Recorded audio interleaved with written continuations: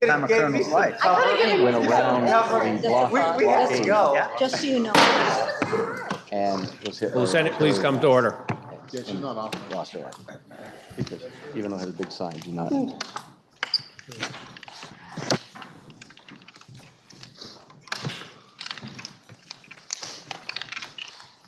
We'll have a moment of silence in lieu of a devotional.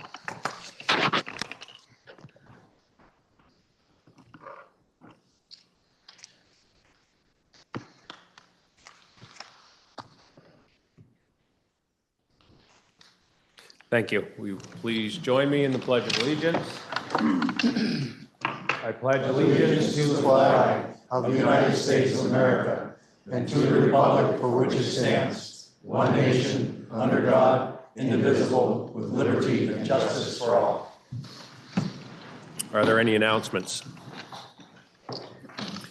Seeing none, we have H454 will be referred to Finance under Rule 31. We now have a joint Senate resolution, JRS 25, joint resolution relating to weekend adjournment on May 9th, 2025. Listen to the reading of the resolution. Resolved by the Senate and House of Representatives that when the two houses adjourn on Friday, May 9, 2025, it be to meet again no later than Tuesday, May 13, 2025. The question is, shall the Senate adopt the resolution? Are you ready for the question? If so, all in favor say aye. Aye. All opposed, nay.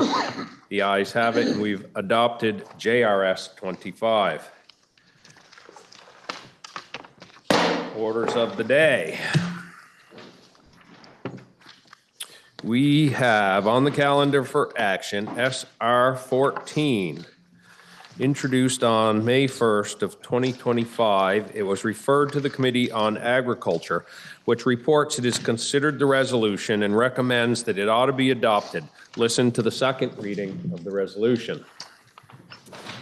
SR 14, Senate resolution strongly urging the U.S. Department of Agriculture, USDA, and the Centers for Disease Control and Prevention, CDC, to expedite the establishment and implementation of an avian influenza vaccine national reserve and distribution system for small and medium-sized poultry farms.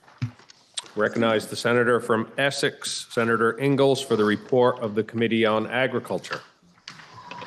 Thank you, Mr. President. This is a resolution that we didn't take a lot of testimony on. We actually brought in or had in Secretary Tebbetts, and we reviewed the resolution and thought it was very fair, and he supported it 100%. And we as a committee went and supported it as well, and we thought it was a good idea.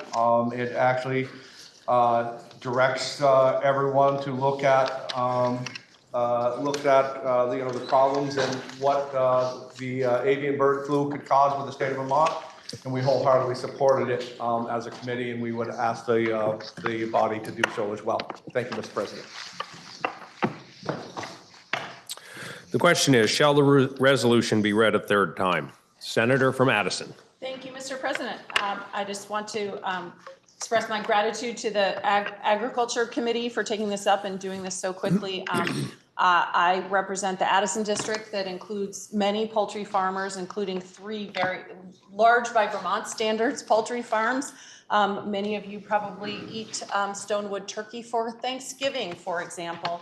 And the poultry farmers in the Addison district are very concerned about the impact of the avian flu and the fact that small poultry farmers like those in Vermont don't have access to the federal avian flu vaccine. And so this resolution would just ask for small and medium poultry farmers to have access to that vaccine. As you know, it's a resolution, so it's just us stating what we would like. It doesn't have the force of law, but I think it would make our poultry farmers feel supported by the Senate in their efforts to keep their flocks safe. So I appreciate that we are taking this up today. Thank you, Mr. President. The question is, shall the resolution be read a third time? Are you ready for the question? If so, all in favor say aye. Aye. All opposed, nay. The ayes have it, and you've ordered third reading of SR 14.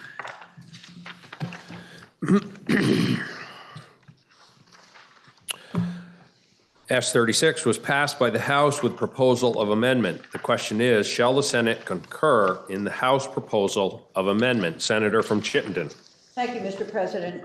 Senate Health and Welfare reviewed the proposal that came back to us from the House, and we are going to ask that the full Senate concur with this proposal. As you recall, S36 is about Medicaid payment model for residential substance use disorder treatment services.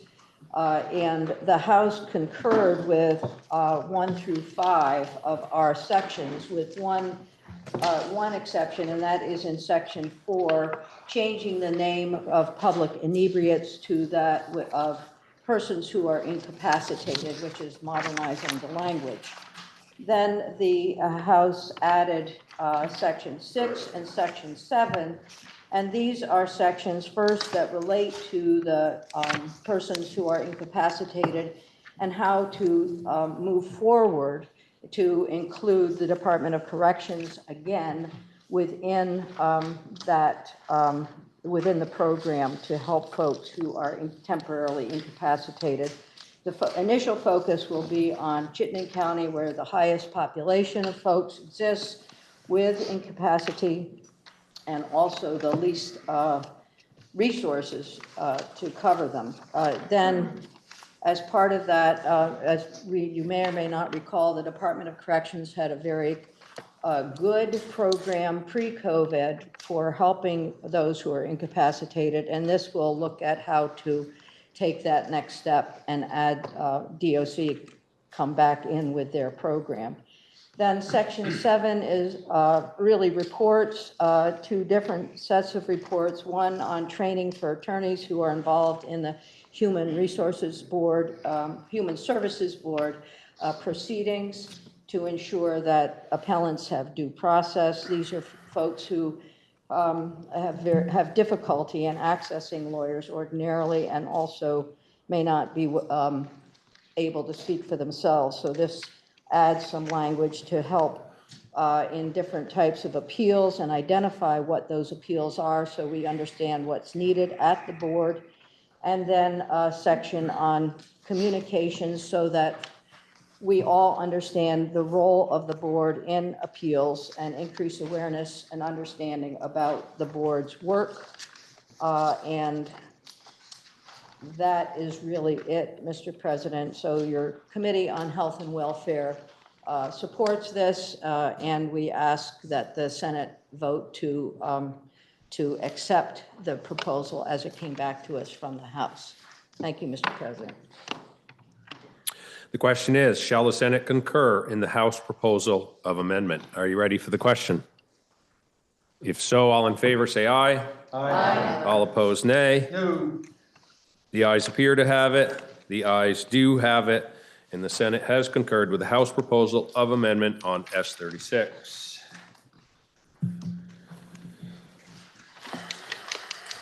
The House concurred in the Senate proposal of amendment to H398 with a further proposal of amendment. The question is, shall the Senate concur in the House proposal of amendment to the Senate proposal of amendment? Senator from Chittenden. Thank you, Mr. President. What's being passed out right now is a further proposal of amendment, so I will speak to that. H398, if you all remember, has to do with the Vermont Economic Development Authority. One specific passage in there is an important aspect where it creates a more permanent disaster recovery revolving loan fund with about $2 million left over from the BGAP assistance program happened during the floods. What the House realized, I don't want to put words in our counterparts in the House, but I would say based on presentation from council as well as conversations in the hall, they put forward a small amendment to our amendment, and we're proposing a further amendment. But you'll notice their amendment on 12/12 of today's calendar. I might direct your attention to that paragraph. It's a very short paragraph. They're proposing that for this disaster recovery loan fund, that a business shall not be eligible for financial assistance from the disaster recovery loan fund established in the subchapter if the business has received disaster recovery financial assistance from the state for the same disaster event. Definitely thoughtful. I think with the term, we don't want individual, this is specifically for some types of businesses to double dip, so to speak. But with hearing more testimony, conversations in the hall, and some other outreach, there is concern that the double dipping was partly raised because of another bill you all might remember that we passed, which was S60. I hope I can speak in general terms to a bill that's already passed through our chamber. So S60, if you recall, has to do with allowing for up to 50% for farms, that farms and not all businesses, just farms, would allow up to 50% grants for up to 50% of uninsured or otherwise uncovered losses from a disaster recovery event. And that is also capped at $150,000 per claimant. For eligible weather conditions. So there was concern that if they got these grants and then also were able to access this loan, it might be a way to double dip. That being the case, I think the Senate was considering that notion, and we really think that in these circumstances where a major weather event occurs, these loans are repaid. So what we're talking about in VITA actually does allow businesses, it's not a grant, so they will be paying the money back over time at a more manageable interest rate. So we did receive outreach from different entities, one of them highlighting how some businesses from the last flood are still paying 28% interest rates because they had hoped to get something better from the SBA, but the money wasn't there. So this Economic Development Authority managed disaster recovery revolving loan fund would address those types of circumstances. It's also important to highlight how if this language from the House came through, it would preclude the 2023-2024 flood victims and likely most future impacted businesses from being able to access these resources if they get any type of grant. And from that testimony, there was a lot of circumstances where grants are in fact pulled together from a variety of sources to make good after these events. So what you'll see is what's just handed out to you is basically replacing the language that came over from the House with language that allows for VITA to consider if other money had been received.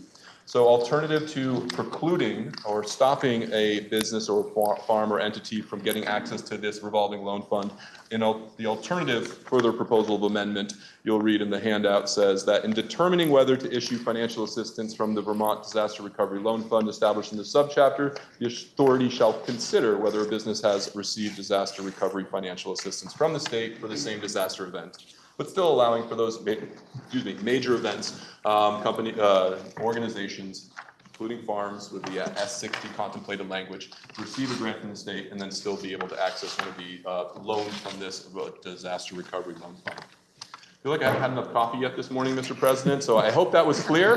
We are further proposing an amendment to their amendment from our amendment. And with that, I'll sit down.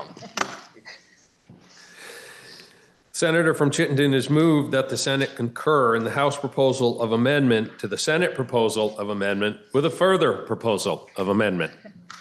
Are you ready for the question? If so, all in favor say aye. Aye. All opposed, nay. The ayes have it and the motion carries.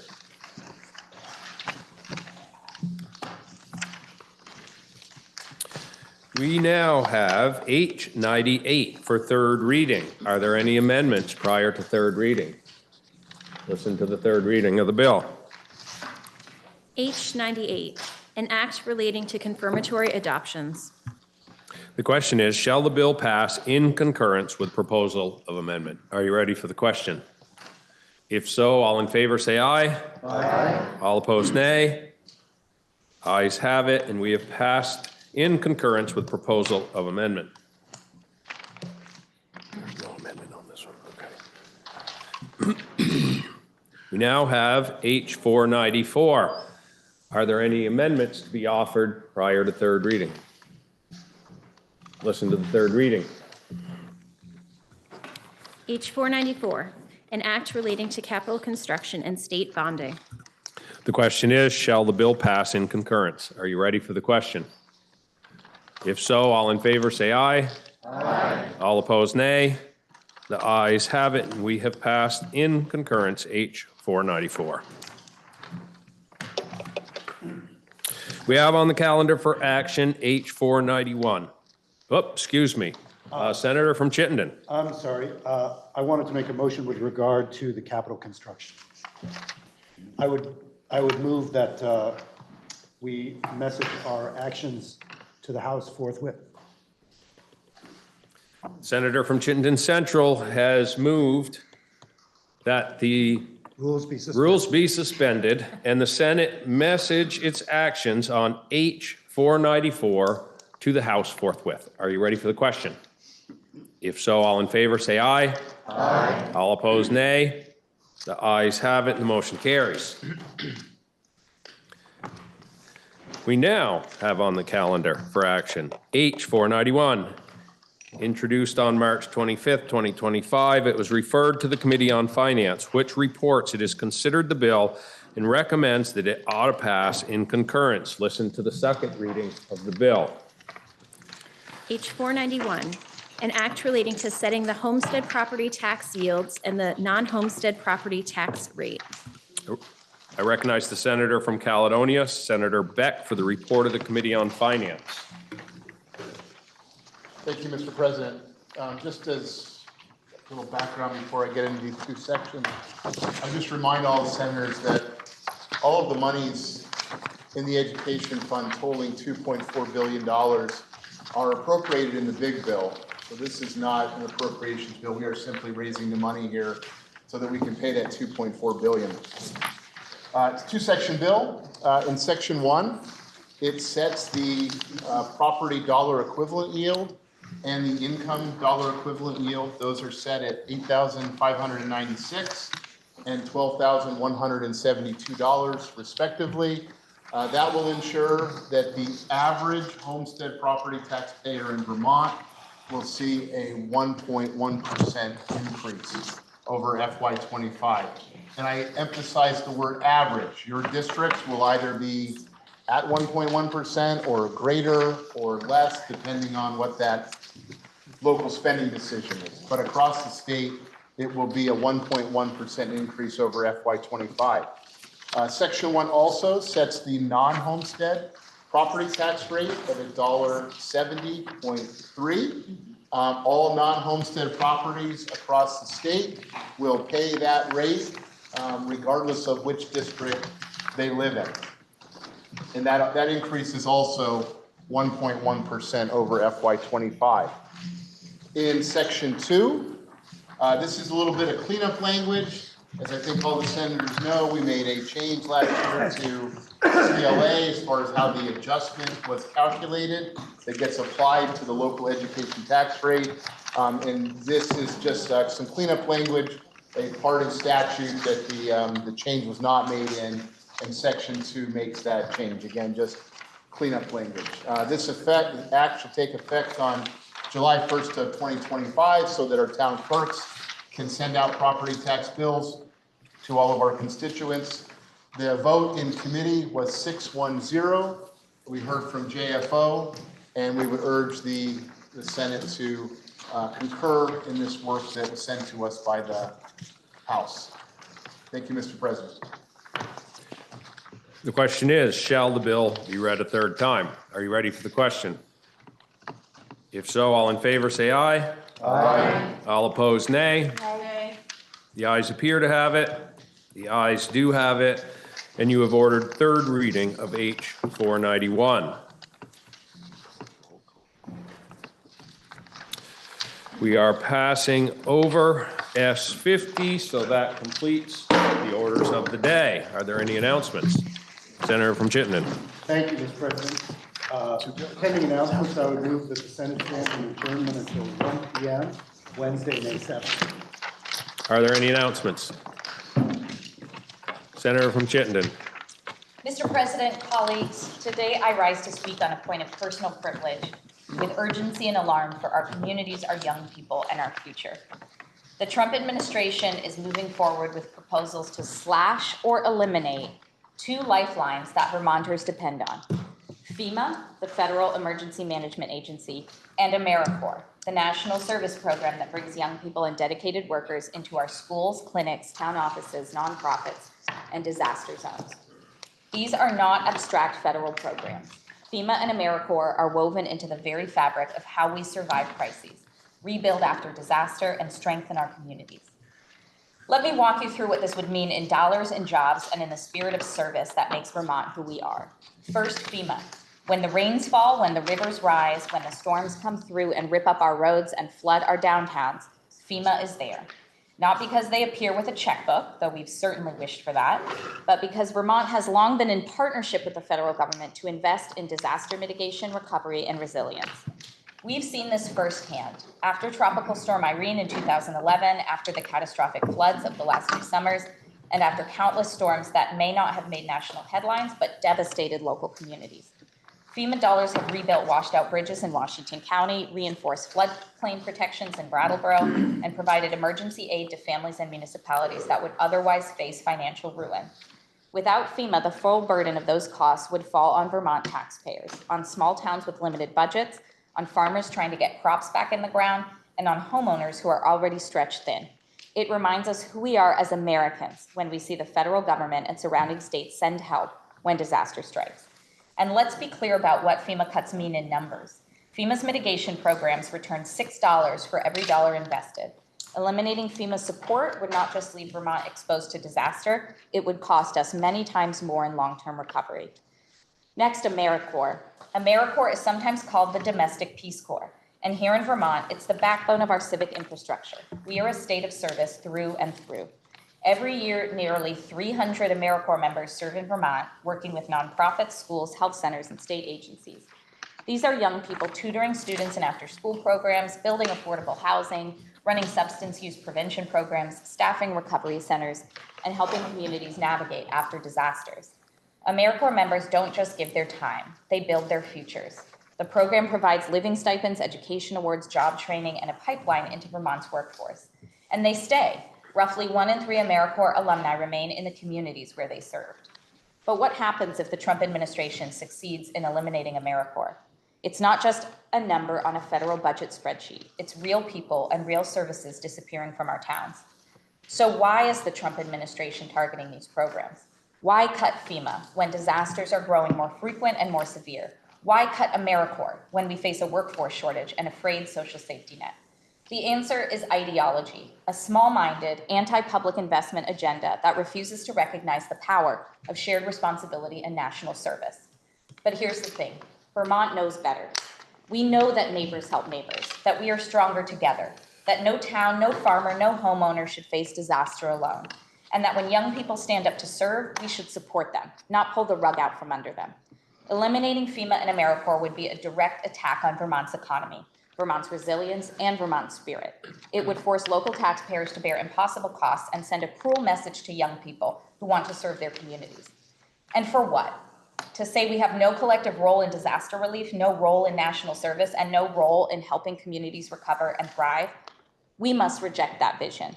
Vermont has always believed in freedom and unity, that we are strongest when we stand together, when we care for one another, and when we invest in the systems that keep our communities safe and whole. Today, I ask you to join me in sending a clear message. We will fight to protect FEMA. We will fight to protect AmeriCorps. We will defend Vermont's right to resilience, to service, and to a government that works for the people. This is not just about policy, it's about who we are as Vermonters, as public servants, and as a nation. Thank you. Senator from Chittenden. Thank you, Mr. President. Two-part motion. I would like to remove my first motion for adjournment and then ask that the senator's marks be journalized. The senator from Chittenden has withdrawn his motion to adjourn and has the motion on the floor to journalize the senator from Chittenden Southeast remarks. Are you ready for the question? If so, all in favor say aye. Aye. All those opposed, nay. The ayes have it, and we've moved to journalize the remarks of the senator from Chittenden Southeast. Senator from Chittenden. I sense deja vu. Yes, with that, Mr. President, and pending further announcements, I would move that the Senate stand in adjournment until 1 p.m. Wednesday, May 7th. Are there any further announcements? Senator from Chittenden. Thank you, Mr. President. Senate Health and Welfare will meet at 10 o'clock. Senator from Windham. Meet at 10:15. Senator from Windsor. Senate Economic Development, Housing and General Affairs will gather at 10:15. Senator from Washington. Senator Resources Energy will meet at 10. Senator from Essex. Thank you, Mr. President. Senate Agriculture will meet at 10 o'clock. Senator from Rutland. Government Operations will meet at 1:30. Senator from Washington. Thank you, Mr. President. Senate Finance will meet at 1:30. Senator from Wyndham. Thank you, Mr. President. Senate Institutions will meet at 1. Are there any further announcements? Seeing none, the senator from Chittenden has moved that the Senate stand in adjournment until 1 p.m. Wednesday, May 27th, 2025. Are you ready for the question? If so, all in favor say aye. Aye. All opposed, nay. The ayes have it, and we'll stand in adjournment until 1 p.m. Wednesday, May 7th, 2025.